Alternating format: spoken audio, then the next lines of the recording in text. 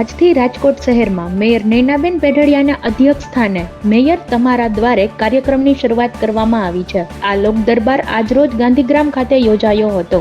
આ લોક દરબારમાં લોકોએ સફાઈ, ટીપરવાન, ગંદકી, સિટી બસની સુવિધા જેવા અનેક પ્રશ્નોની રજૂઆત કરી હતી અને જાહેરમાં જ મનપાની કામગીરીની પોલ ખોલી હતી. આ સમગ્ર કાર્યક્રમમાં mayor Nainaben Pedhadiya, deputy mayor Narendrasinh Jadeja, standing chairman Jaymin Thakar, commissioner તેમજ કોર્પોરેટર સહિતના હાજર રહ્યા હતા. વોર્ડ નંબર 1 ની અંદર આજે મેયર આપના દ્વારે આ કાર્યક્રમનું આપણે લોકોની વચ્ચે જઈ અને તેના પ્રશ્નો કયા છે તેનું આયોજન કરેલું છે.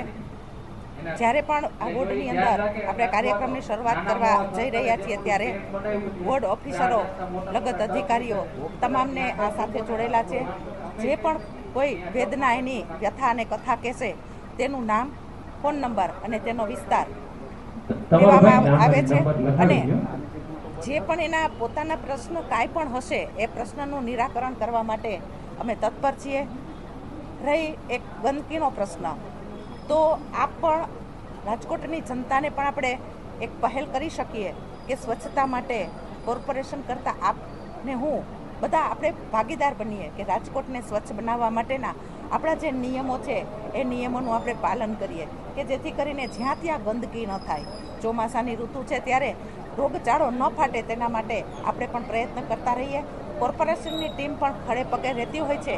ક્યાંય ને ક્યાંય એવા પ્રશ્નો હશે તો વોર્ડ ઓફિસરો અને સંલગ્ન અધિકારીઓને આજે સાથે બેસાડ્યા છે અને આ પ્રશ્નનું તાત્કાલિક ધોરણે જે ટીમને સોંપણી કરવામાં આવી છે અને અમે 5 પદાધિકારી રસ લઈને આનું ફોલોઅપ પણ કરાવતા રહીશું. કેટલું કામ ક્યાં પહોંચ્યું છે અને કેટલું કામ હજી આપણું બાકી છે અને કયા અધિકારી સાથેથી ચર્ચા કરવાથી આ કામ પતી શકે એમ છે તો એની પણ અમે ચિંતા કરીશું. આમ જોઈએ તો પ્રશ્ન ને વિસ્તાર હોય તો સ્વાભાવિક છે, પ્રશ્નો હોય પણ એનું નિરાકરણ આપણે કરવા આજે જઈ રહ્યા છીએ.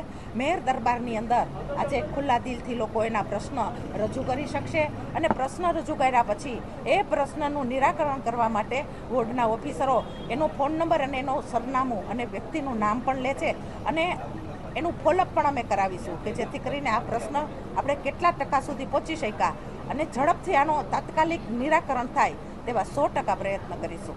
સર, હું Shailesh Mobhera, ward number 1, Raiyadhar, slum quarter. મારો પ્રશ્ન એ છે કે રૈયાધારમાં છેલ્લા 7 થી 8 વર્ષથી એક જગ્યા સરકારી સ્કૂલ છે એની બાજુમાં રોજ કચરો ફેંકાય છે.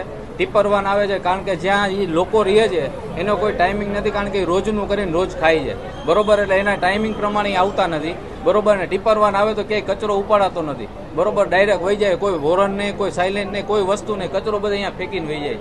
તો એને લીધે જો ઓલા આપણે ડબ્બા આવે ગ્રીન કલરના અહીંયા મૂકવામાં આવે ને તો બધા ડબ્બામાં કચરો નાખે અને ટીપરવાળાને એવું કહેવામાં આવે કે કચરો અહીંયાથી ઉપાડી લે, કારણ કે દર વર્ષે ઓછામાં ઓછા 10 થી 15 બાળકો એ કચરાને લીધે અહીંયાથી બીમાર પડે. કાંથી અહીંયાથી કચરો એમને ઉપાડે ને જેસીબી વાળા તોય આખો દિવસ બહુ ખરાબમાં ખરાબ દુર્ગંધ આવે અહીંયાથી. અને આ રોડ જે છે ને, આ રોડની વાત કરી, રામાપીર ચોકડીએથી લઈ અને તે રૈયાધાર સુધી છેલ્લા 3 થી 4 વર્ષથી એક સાઈડનો રોડ બનતો જ નથી. હવે કોના કારણે નથી બનતો ને શું કામ બનતો નથી કાંઈ ખબર નથી. અને કાલ તો અહીંયા ટાઇલ્સનું ટ્રેક્ટર નાખી દીધું કોકે વચ્ચે, શું કામ નાખ્યું કાંઈક. હવે એ રોડ હાલવાનો છે 4 વર્ષથી, તમે અત્યારે તમે જાઓ ને તો રોડે હલાય એવું નથી, આવું કીચડ થાય છે.